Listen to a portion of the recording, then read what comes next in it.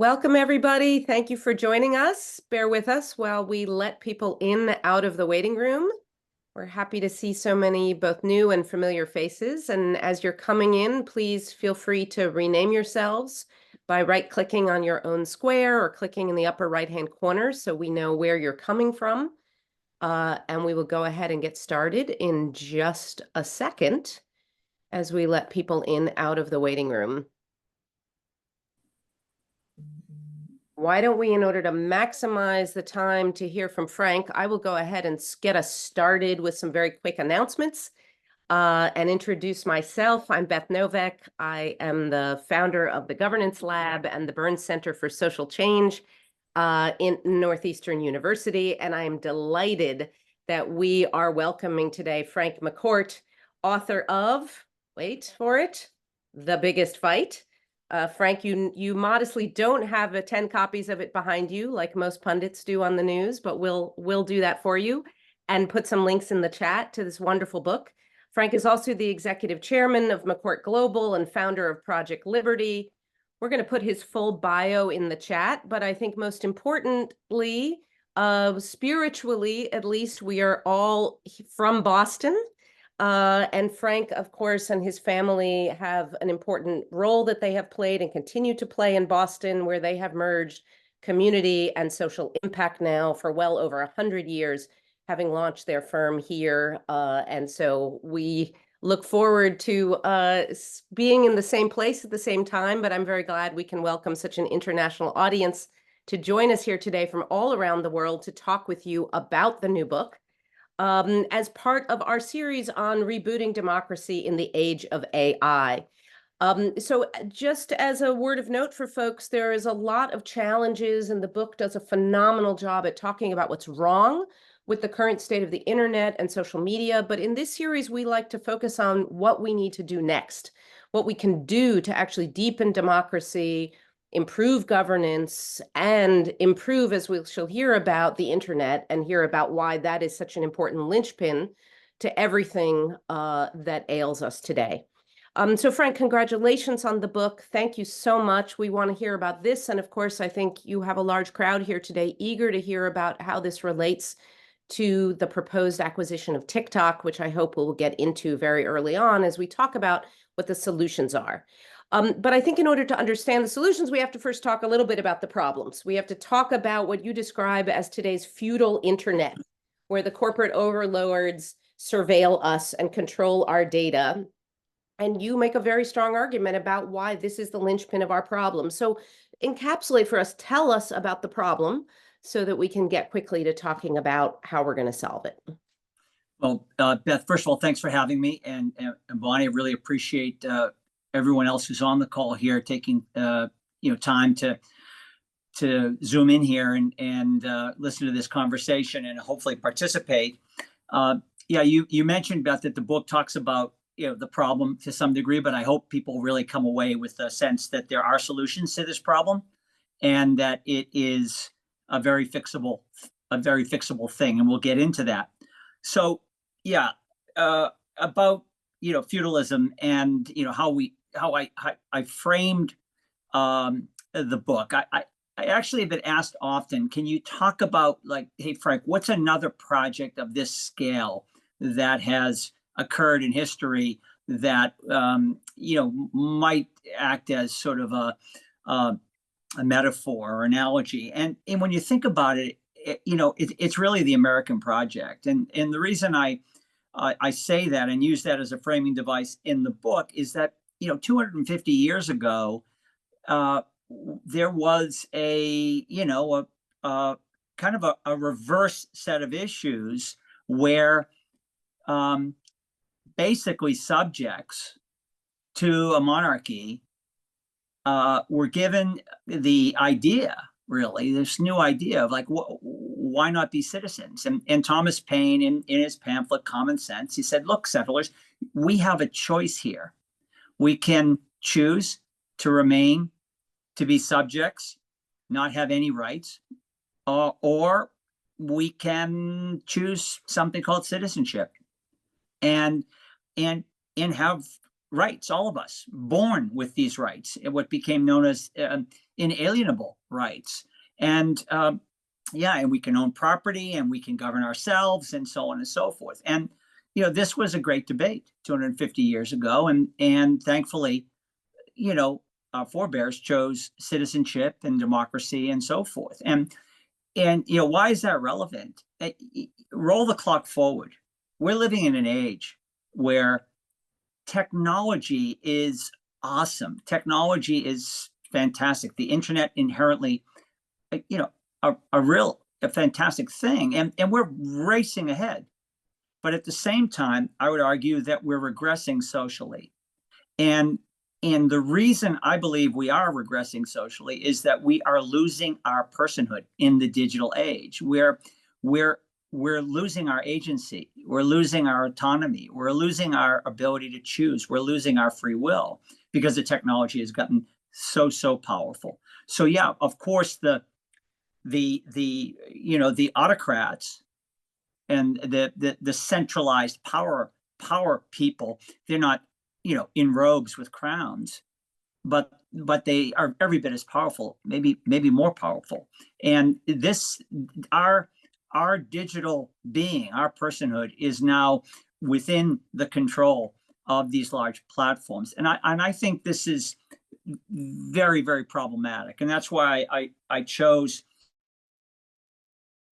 the American Project in Pain as kind of a framing device, and this feudal system that used to exist that we broke away from with tremendous positive results. We're now kind of returning to a modern day techno-feudal system. So I'm curious, in your view, kind of how we got here to this place where companies know more about us than governments, and governments have acquiesced in this situation of unaccountability, where we don't own our own data, where we have so little these companies have so little accountability to us. And we'll get into it a bit more. You're not an enemy of the free market, to be very clear. Quite the contrary. But I'm wondering where this imbalance came from in your view. Is it the fault of we have to compete with Russia and China argument, or how did we get here that we just ceded so much control? Yeah, so yeah, for sure. Let me stipulate up front, if it wasn't clear, I'm a capitalist. I'm pro-business. I love technology. My family builds technology, systems, and at large scale. We've been building infrastructure for 131 years. It's about how this internet technology is being used that I'm really very critical of. And again, it's not all technology. We're talking about internet technology and social media being the poster child here. So how did we get here? The internet is a relatively new invention. As most people on this call probably realize, it came out of a government program to actually decentralize our telecommunication system. This was in the Cold War era. Our telecom was very centralized. AT&T was a monopolist, and there was a fear by our government that the Soviet Union was the enemy at the time, would disable our communication system by disabling our central hubs. And so the government said we need a decentralized communication system and funded research at 4 universities to do that. 50 years ago, these researchers agreed on a simple thin layer protocol called TCP/IP, which connected devices, and the internet was born. And that was a huge innovation. And then, of course, it was iterated and built upon and so forth. And 15 years later, 35 years ago, Berners-Lee came up with the idea of another thin layer protocol, HTTP, to connect data. So now we have devices connected, data connected. And by the way, as a footnote here, 50 years later, we're still an IP address on the internet. We're a device on the internet. We are not on the internet as people. So everything, TCP/IP, HTTP, it's all good so far. Decentralized internet, designed and envisioned by these creators, these visionaries, to make us all smarter, help us share information, knowledge, advance civilization. And then roughly 20 years ago, something happened. And what happened is there were some that realized early that collecting data and aggregating it would be whoever won that would, they would be the winners, and they would figure out how to monetize that. And so we entered the app era, the era where the internet became centralized and ultimately colonized. And so this was the era when the big apps started to show up, and I'm talking about social for sure, but also search and shopping and all that. And what was discovered is that it's not like all data that is data that's going to impact us positively or negatively. It's our personal data, our social graph information that was particularly valuable. It's kind of the holy grail now of the internet. And these centralized apps just really learn more and more and more and more about us because they're scraping data from us constantly, right? So think of it as we're all now kind of micro profiled. And they had all this data. Now, what are we going to do with it? They asked. And the idea was advertising, right? So we know all this about each of these individuals. Let's push ads and sell them things. So the ad tech economy emerged. And that, in retrospect, it's not nice to be micro-profiled or be surveilled or have all of our information scraped. But when you look back, just pushing ads to us to buy stuff we might want seems benign compared to what's going on now, because the same information that these platforms have and have gleaned about how what we might want to buy or where we might want to eat or whatever, it's now information about how we think and how we feel, and so feeding us news that is that we might agree with, actually opinions and influencing us, and so on and so forth. So it's gotten to the point where this is extremely dangerous technology. And Jack Dorsey, the creator of Twitter, said something in Oslo this summer that I don't think was paid attention to quite enough. He said, we should be talking far less about loss of free speech and far more about the loss of free will. So in answer to your question, Beth, I think it happened kind of in this way it just crept up on us. It really started off as this decentralized internet that was inherently good. Everybody said, oh, the internet, connectivity, high-speed internet, this must be good. And we all jumped into it. And then we've realized now that we've let this get away from us. It no longer resembles anything like it was invented to be, or that the creators and visionaries who invented it intended it to be. And it's now, we're realizing, is actually much more resilient than our political system. It's much more powerful than parents' ability to parent. It's become and it's no longer something that we can opt out of. The internet is part of our lives, and we're dependent on it. So Frank, I want to ask you, and let me, as I push you now into focusing a bit on talking about the solution, I just want to remind people, we have some phenomenal people here. I see professors of political science. I see Pulitzer Prize winning journalists. I see students. I even see my cousin is here. So we have so many great people in the audience. I want to invite people to please use the chat to continue the conversation in a kind of third dimension, if you will. I want them to argue and take issue, and to start to put your questions also for Frank in the Q&A as we go along. But I want to ask you now, what this leads to for you is a very specific set of solutions that do not echo what we've heard from a lot of other people about the advertising model. So many people talk about this kind of relentless push towards engagement, the fact that the algorithms are now optimizing around engagement and how that's driven by the free advertising model. But you, for us, have a very kind of different proposed solution in terms of decentralization, in terms of data ownership. And I'm wondering if you could talk about that, and what do those features of the new net that you want us to build, that third generation human internet, what does that look like in your view? Yeah. So, at first, Beth, I thought that the the way forward here may be let's lean in with the policy making. My family helped start a public policy school in Washington, D.C. with Georgetown right on Capitol Hill to really say we need better policies here. We need to get out in front of this growing set of problems that's going to get worse and worse if we don't have the policies and the regulations to fix it. Sadly, I realized that the policymaking apparatus we have is no match for big tech.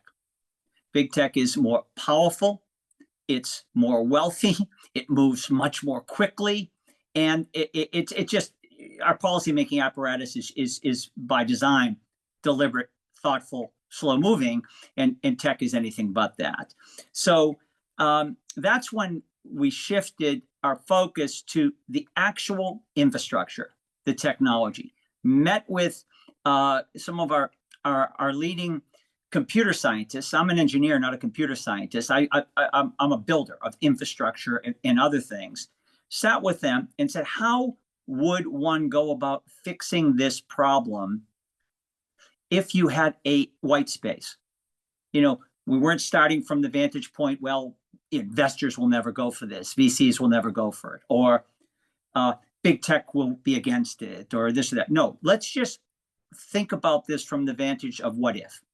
And what was very insightful for me and a real aha moment was when a gentleman by the name of Braxton Woodham said, the way to fix this is to come forward with another thin layer protocol like TCP/IP and HTTP, but this time make it a protocol that enables people to control their identity and their data, and actually for the first time put us, people, kind of on the internet and in charge of our identity and our data. So return agency, control, autonomy, choice, etc., to individuals, and that will be the start from the bottom up of a different internet. I found that suggestion to be, as I said, an aha moment. That was, I thought, simple, brilliant, direct. And because as an infrastructure builder, I know you fix things from the bottom up, not from the top down. This problem is never going to be fixed at the app layer. It could be, things could be improved and some damage mitigated and so forth, but to fix the problem totally, we need to start from the bottom up. So I sent them out to go ahead and find someone doing this work, thinking in a similar way, so we could team up with them. They came back and said that they couldn't find anyone. I asked them if they could go ahead and assemble a team and create a protocol and build the wireframe of the entire stack to make sure it worked before we, I opened my mouth, obviously, on this and so forth. And that's how this project emerged. They assembled a team and went out and started to build the technology from the ground up. That was 5 years ago, December 11th of 2019. And, now there's, we have a summit later this week in DC with 500 people there that are all now part of this project, building on it and doing things. And so the point is, the insight I found so beautiful was we need to be in charge of us. Let's stop thinking about data. Let's start thinking about personhood. Everything about each one of us is captured now in this digital age. Everything about us, hundreds of thousands of data points. Shouldn't we own us? Shouldn't we own our digital DNA and decide what to do with it? I think yes. And so this new protocol enables that to happen. And now you build up on top of it an internet where, people think of an internet where rather than clicking mindlessly on terms and conditions of use of a few platforms, there are thousands of apps built clicking on our terms and conditions of use for our data, including, by the way, getting compensated for data, depending on the commercial use. So it is really about, Project Liberty is, yes, there's a tech component, and yes, we have to fix the tech, I believe, to solve the issues that we're confronted with, but it's much bigger than a tech project. It's really a social project or a civic project, because fixing tech alone doesn't solve everything, obviously. But this time, let's get social scientists and others at the table so that we're not just letting technologists alone decide what's good for society. So what does that look like very practically? So if, and I'm going to put a link in the chat to the people's bid for TikTok to kind of go with the courts. If you end up, you use VU, acquire TikTok as the consortium is hoping to do. How does the experience on TikTok a year from now look different than what our life looks like on Facebook or Twitter today? And does it resemble sort of what we're seeing with Blue Sky or Mastodon or other platforms? Tell us just very practically, what does this new net experience look like? And specifically, what kinds of data do you want to make sure we have ownership over and is portable? Yeah. So Project Liberty, as I said, was started 5 years ago. The book I've written came out in March. The project wasn't started with the idea that TikTok was going to be, TikTok legislation was going to pass. The book wasn't written with that in mind either, that the legislation was in April. But we saw the TikTok moment as super opportune, because here's technology that now many people are engaged in building.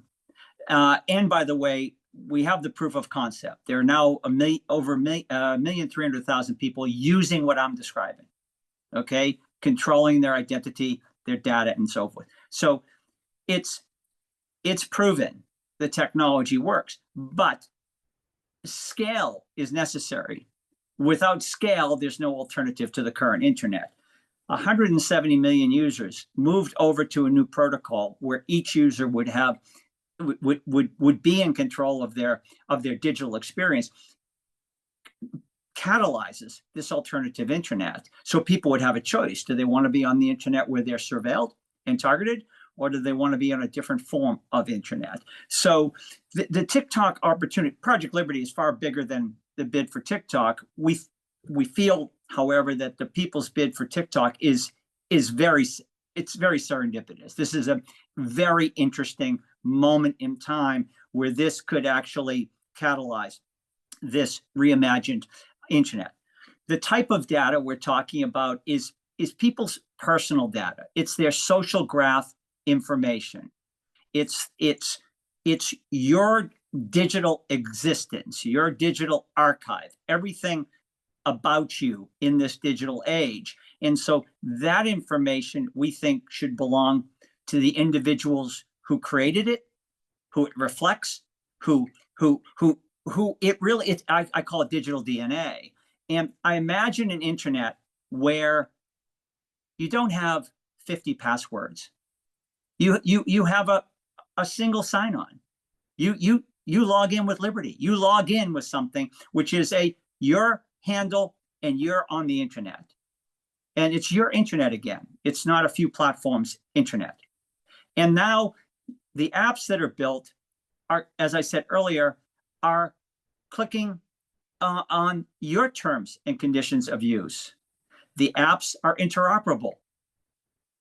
Your data is portable.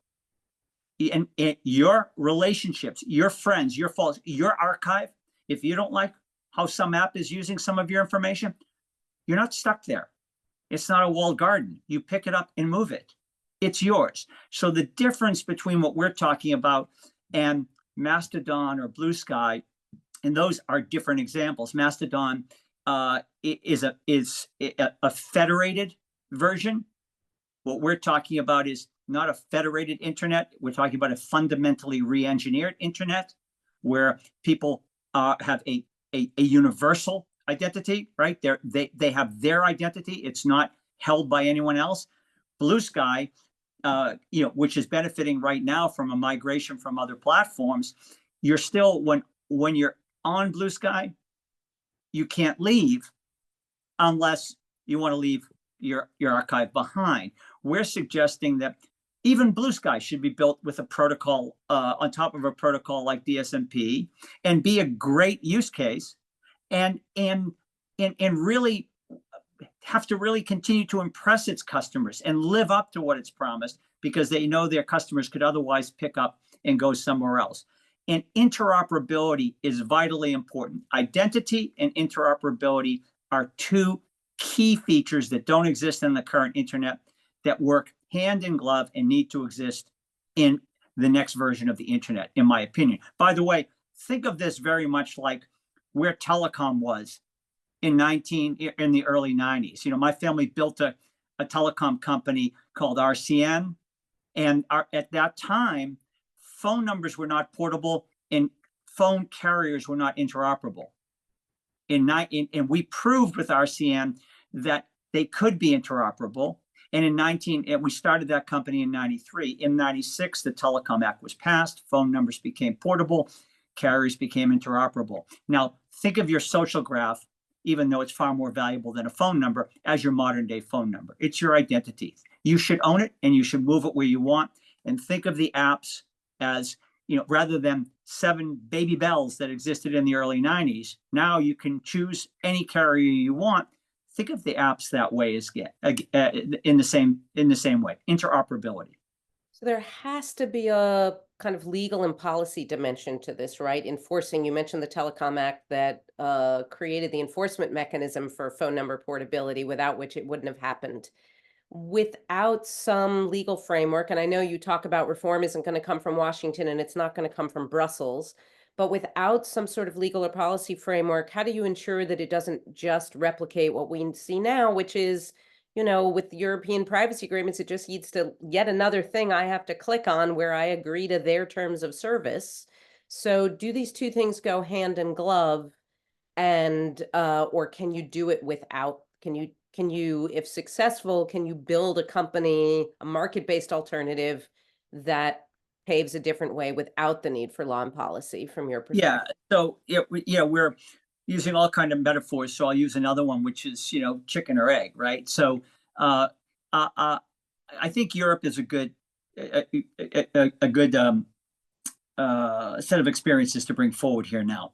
So in the U.S., we have tremendous technology, internet technology, big companies, biggest ever, and are a very, very, I would say, insufficient regulatory and legal environment.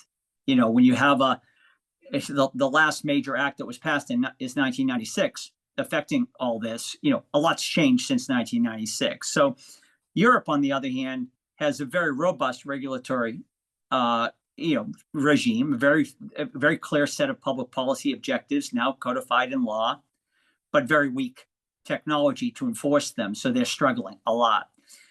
We need both, but what the point I try to make in the book is, because our Congress is not acting, and because, with the exception of TikTok, which we'll get to in a moment, we need to build it. We need to innovate first. That's what we did with RCN. 3 years before the Telecom Act, that we were building the new telecom systems that were built with using, the internet, right, and fiber optics. And so we need the policy making, but I believe we need to bring the new technology forward so there's no doubt it works, and people demanding change. And that's when people came to us to sign up for RCN and wanted to come with their phone number and we couldn't give it, believe me, people started to say, I want choice and I want to take my phone number. That's when the politicians acted. So we need both, but I believe that the chicken comes before the egg, the chicken being the innovation, and then the policies will come forward. And just like the Telecom Act came forward and enabled a better telecom system. By the way, since 1996, $2.5 trillion have been invested in telecom, private investment enabled by some very simple ideas like phone number portability and interoperability. So I think that we're at one of those inflection points again, where people are now realizing that something is broken here, that something's not right. And this, we see how our political system is struggling. We see how our information ecosystem is struggling. We see how parents are struggling. We know that the current internet is broken. It can be fixed. It can be fixed. So I want to, incidentally, by the way, I would say that in addition, one of the other big groups, and we have a lot of academics here and professors and whatnot, one of the big areas ripe for this kind of innovation is the academy, where the big fact that you can't move from SSRN and take all your downloads with you over to Web of Science and vice versa means you're really stuck in these platforms, which has very significant consequences, I would say. Apropos of which, I really want to ask you if you could just draw the connection more explicitly. You talk eloquently in the book, and there was a beautiful Andrew Solomon piece in the New Yorker just a few weeks ago about youth suicide.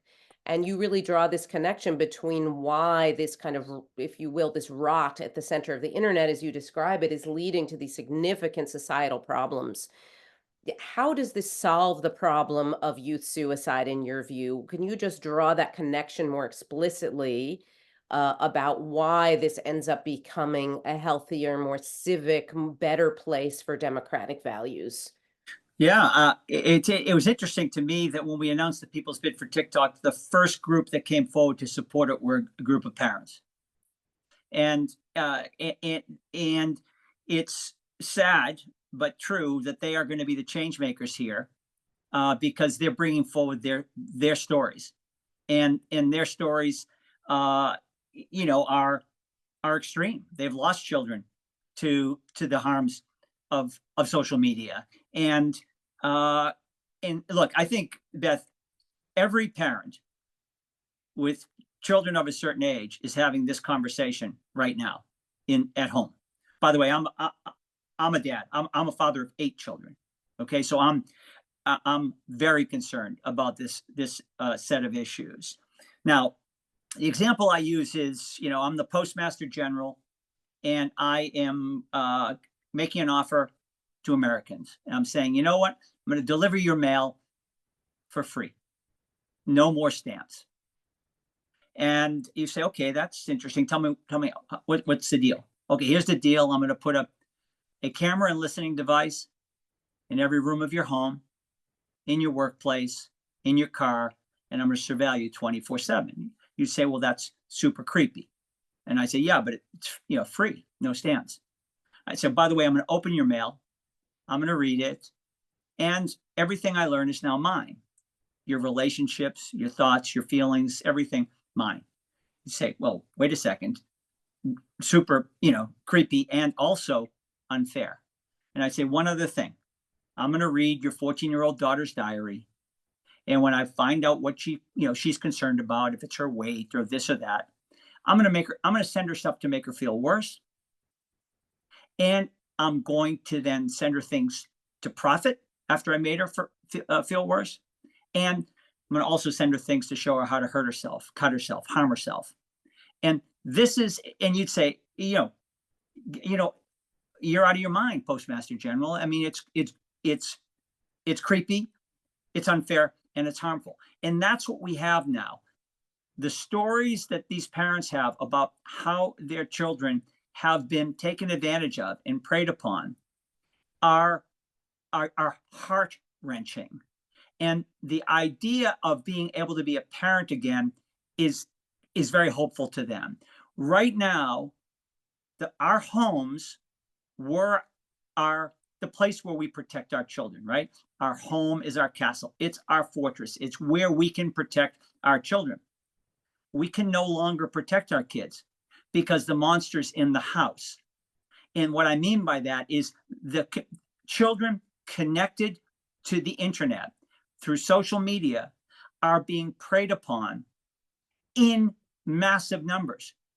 And it's not like a day and age, perhaps, Beth, when we were raised, where our parents could say, hey, enough TV, turn it off, right? You can't turn it off. People are connected. Kids literally say, good night, mom, good night, dad, love you, son, daughter, and they go to bed, and the parents find them perished the following morning because they've done a choking challenge and have made a mistake, because they've been preyed upon by some kind of extortionist or a predator online, and so on and so forth. It is, and Dr. Jensen, who was at Harvard and Children's Hospital in Boston, she's now at Penn Medical, just wrote a book called The Teenage Brain. And she talks about the science behind this and how these apps that are designed to be addictive and are preying on young people whose frontal the frontal portion of their brain is not developed. That's the brain, that part of the brain that controls emotional reaction and so forth.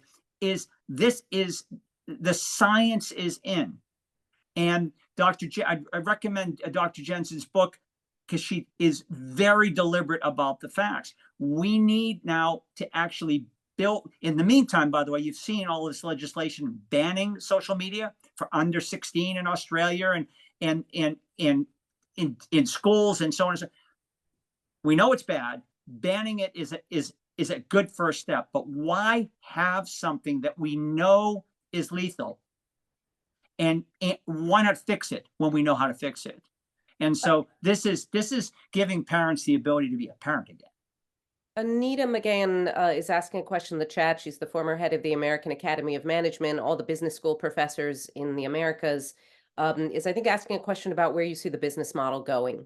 So you're not proposing the end of the advertising-based, free-based services and only paid services, as I understand. Do you want to, and Anita, feel free to chime in if I'm mischaracterizing the question, but do you want to say a word about where you see the business opportunities going at the same time and why you see this evolution is synergistic with a profit-based set of solutions? Yeah, what we see is the attention economy migrating to an intention economy.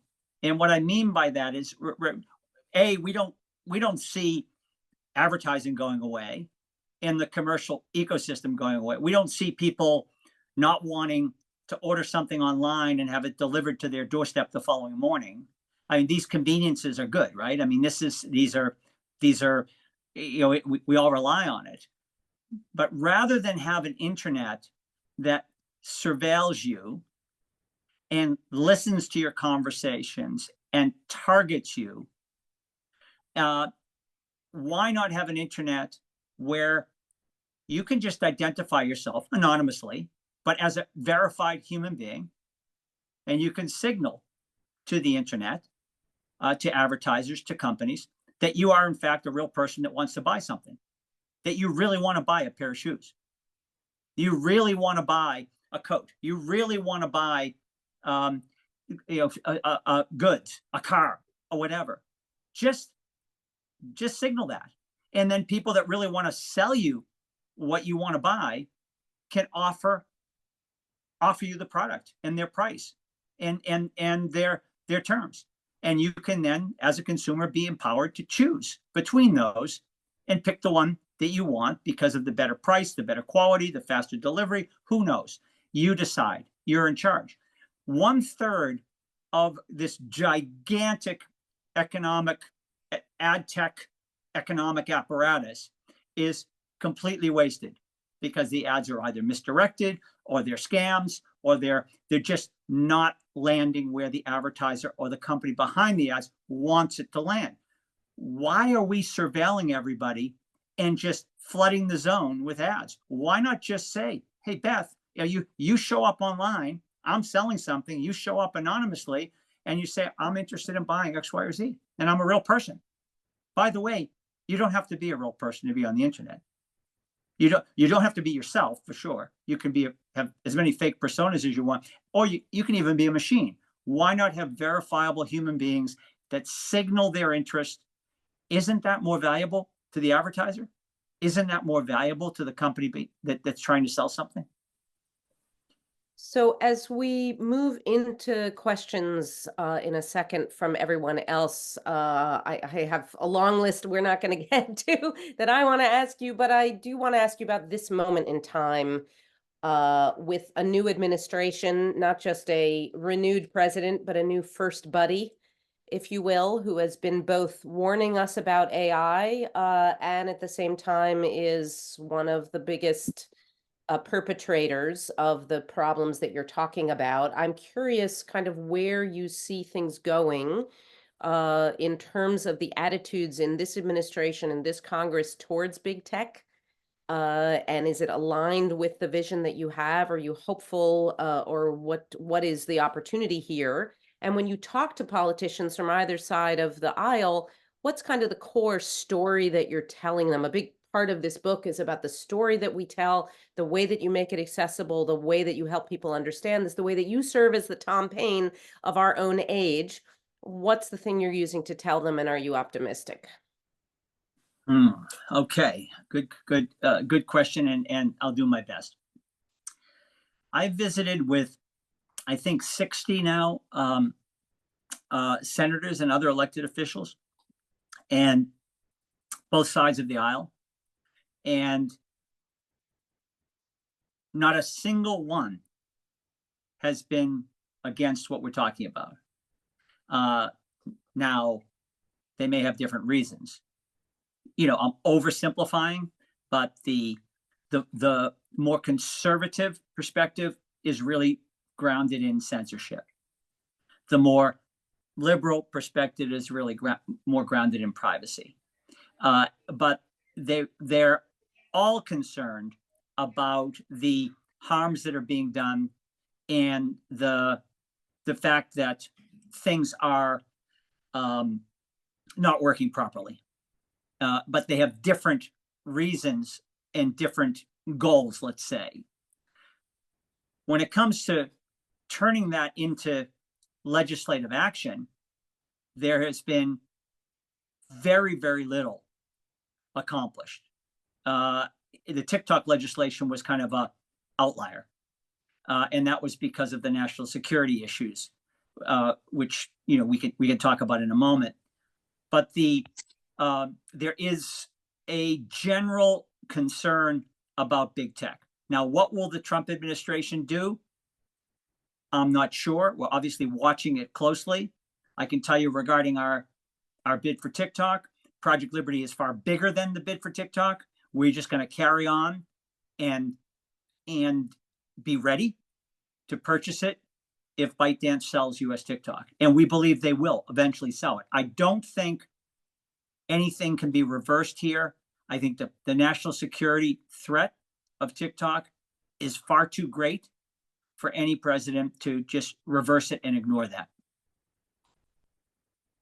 So I want to start to bring in some of the fabulous people that we have here. And one of the faces I see was instrumental in getting us the internet that we have today, and that is David Johnson. I'm going to put one of his most seminal papers in the articles in the chat. And David, I'm not sure if you can unmute, but I know you wanted to ask Frank a question. And David has been thinking long and hard about how to create a more social, citizenship-focused net. Can you hear me? We hear you, yes. Yep. Great, Frank. I agree with a great deal of what you say in the book, and I admire your effort here. But I have a question about whether we should be attacking evil algorithms on the one hand, or trying to create a new property right on the other hand. Because if, as I understand, the book calls for a transfer of ownership to users up it online, and that implies not everything that everyone else knows about you becomes your property, obviously. So how do you draw the line of what the government should create a property right around is my first question. Well, I think on the algorithms, by the way, I do think that we shouldn't be confused by terms like generative AI, right? Large language models are a more powerful version of the current technology that we have, which is surveillance-based, autocratic, centralized, aggregating, in centralized places, and now applying large language models. So I think centralized generative AI is going to be, everything that's bad now about the internet is going to be much worse. Decentralized AI where people are permissioning the use of their data and to have transparency into the algorithms, whole different story. Could be awesome. As far as the property right is concerned, I love your question. I look at it like this. There are, property rights come with, or came with democracy along with our human rights. I see all of this as a human rights set of issues and accompanied by property rights. I know that these, you look at 5 companies, I don't know, the last time I looked, they were 12, 13, 14 trillion dollars. I mean, trillion, that's with a T. This is unprecedented in American history. Nobody can now say that people's data is not valuable. So what I'm saying is, and I'm leaving it up to people like you to figure it out. And by the way, we have an economic council at Project Liberty Institute, which I invite you to join, of fantastic, economists, much smarter than I, figuring out what a data sharing economy looks like and what is required legally to make it happen. But if you just took half of those trillions of dollars and distributed it to the people who are doing the work and generating the content, you've just helped a lot of people without a single tax. And so I don't know the exact way to do it, but I know that Project Liberty is assembling really smart people from the legal profession and the economic profession and so forth as scholars. And as I said, I invite you to join because, and you probably know many of them that are involved. And if you go on the site, you can see who's involved in the Economic Council of the group of the Project Liberty Institute. I've got Kostas Panagopoulos, former chair of political science at Northeastern. Hi there, Beth. Thank you so much. And thanks so much, Frank. Can everyone hear me? Yes, I can. Great. So this is a very, very timely and innovative enterprise. So I applaud your efforts there. I think one challenge for me is that individuals, when thinking about this digital footprint, digital DNA, are not even accustomed to owning their non-digital DNA and data and identity, right? So their information has traditionally been held in decentralized ways in different organizations. And that might be in part because they're skeptical about a single repository for this kind of massive footprint. So we may be inherently reluctant to adopt such an approach, even if. Did we lose him? I think so. Kostas, are you there?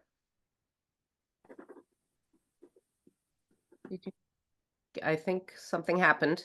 I think I got the gist of the question. Let me just, it's interesting. I want everybody on your call here to understand that these questions are terrific.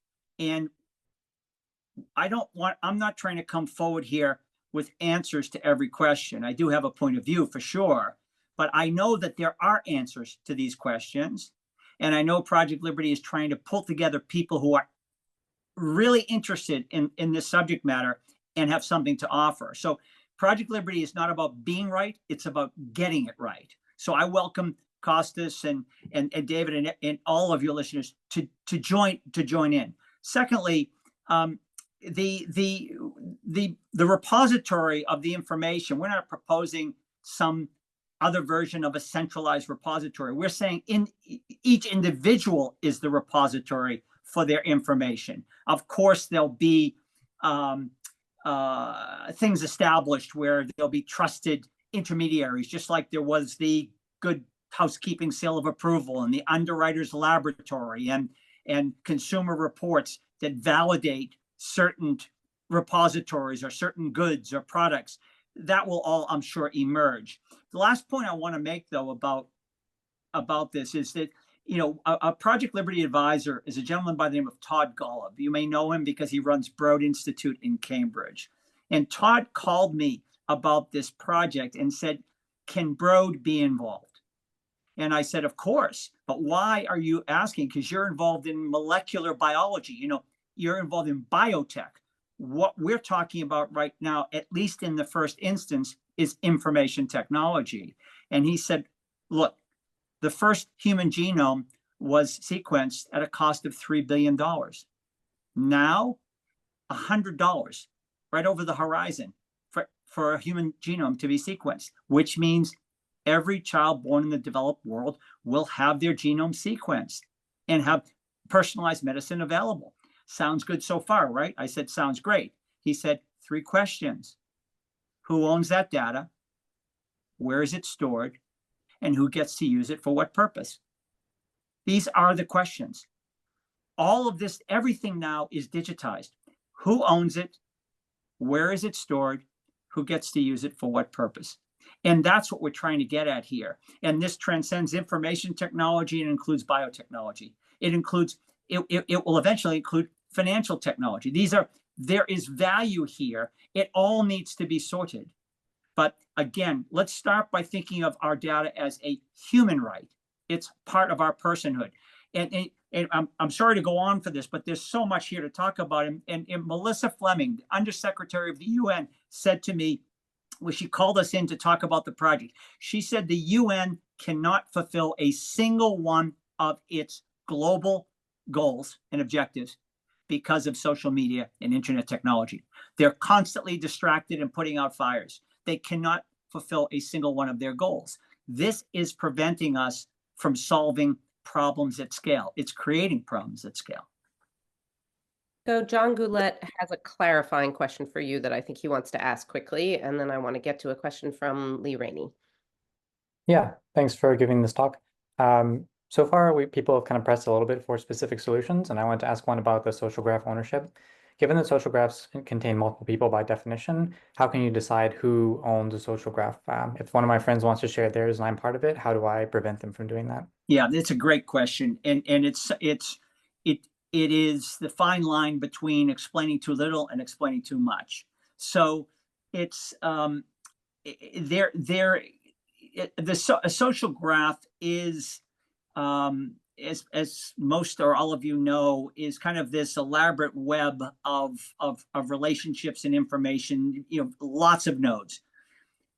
You don't really own your data in that sense. You own your nodes, right? And it's reliant on other people. So the idea of permissioning use of your data in some instances will rely on other people permissioning the use of data. So if you think of it again in overly simplistic terms, it's like the phone, right?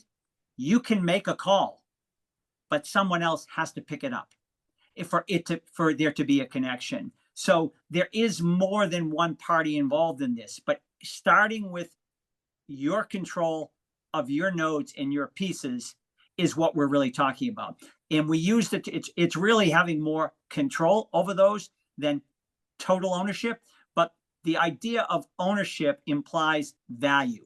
And there is enormous value here that needs to be sorted. As David was saying earlier, like, how do you create a property right? How do people achieve value for this data? We know trillions of dollars are being created and it's only going to grow. How does that get to the people creating the nodes in this graph? And by the way, we see this as a universal graph, not as a graph, not as information stored on central server farms. We see it as a universal graph where individuals own and control their nodes, their graph.